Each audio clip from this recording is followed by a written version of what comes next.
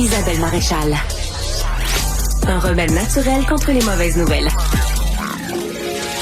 Isabelle Maréchal.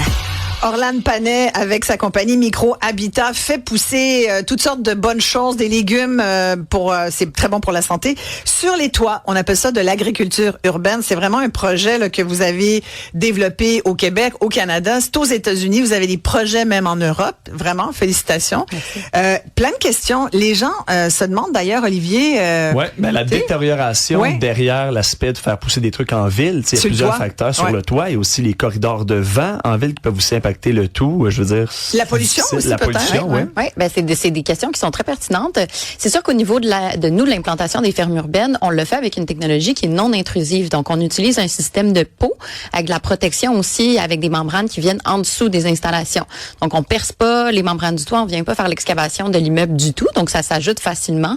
Puis, ça fait en sorte que, on n'a aucune détérioration, en fait, de l'espace de toit. Le fait aussi d'être là chaque semaine, on a un œil aussi sur les espaces, puis on s'assure que ça soit bien maintenu.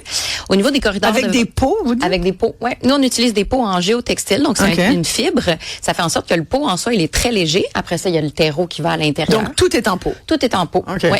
On n'est pas sur un système de toit vert. Ça fait en sorte que n'importe quel bâtiment commercial, quand je dis commercial, ça inclut aussi les tours d'appartements, sont bâtis pour pouvoir recevoir ce genre de charge. Donc, ça s'implante sur n'importe quel type d'immeuble. Après ça, une maison individuelle, là, c'est une autre paire de manches, mais au niveau du commercial, ça fonctionne. Mais déjà juste le commercial, Orlane, c'est énorme. Là. Oui. Tous ces toits qui servent à rien. La possibilité est vaste. Vous êtes à New York aussi. Il y en a du toit. Là. Oui, 60e étage, ça c'est notre plus haute ferme avec vue sur l'Empire State Building. En fait, je suis sur votre site, là. Vous êtes le plus grand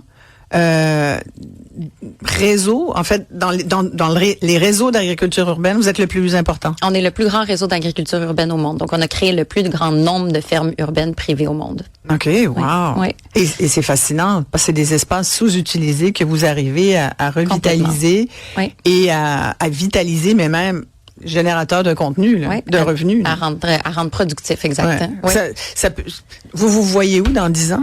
Je pense qu'on va continuer avec ce qui est l'expansion géographique, donc des nouveaux marchés, continuer sur l'expansion du continent européen. Ensuite, le marché asiatique est intéressant, le reste de l'Amérique du Sud. Puis on développe aussi des technologies pour faire en sorte qu'on puisse avoir une perspective sur ce genre de pratiques-là, que ce soit de l'agriculture urbaine comme nous on le fait, mais aussi la pratique de l'intégration des espaces de nature puisse être reconnue comme une création de valeur monétaire pour l'immobilier commercial.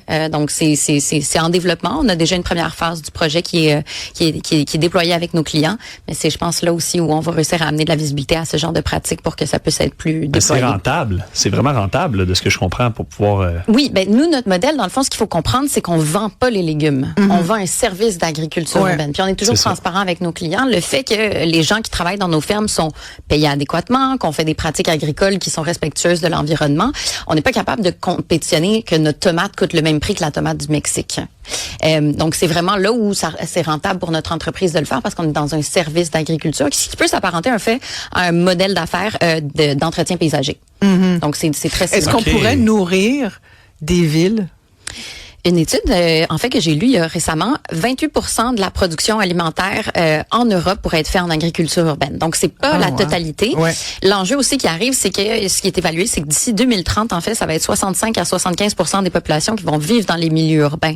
Donc, il y a une accroissance donc du flux des habitants qui vient dans les milieux urbains, mais d'où la pertinence aussi d'avoir de l'agriculture urbaine, parce qu'on vient réduire la chaîne de transport qui vient avec ça, les gaz à effet de serre qui y sont associés, et c'est aussi une question d'autonomie alimentaire. Le Québécois moyen, son aliment va voyager 2500 km avant de se rendre à son assiette.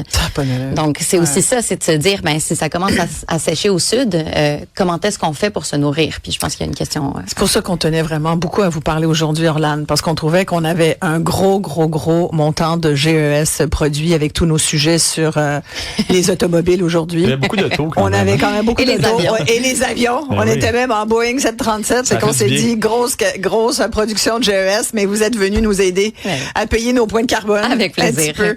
Orlane Panet, merci beaucoup. Allez voir le site de Micro Habitat. Il y a vraiment plein d'informations là-dessus. C'est super intéressant. Bonne chance. Merci beaucoup. Merci beaucoup. Merci à toute l'équipe. Merci à tout le monde. Bon week-end et à lundi. Autrement dit.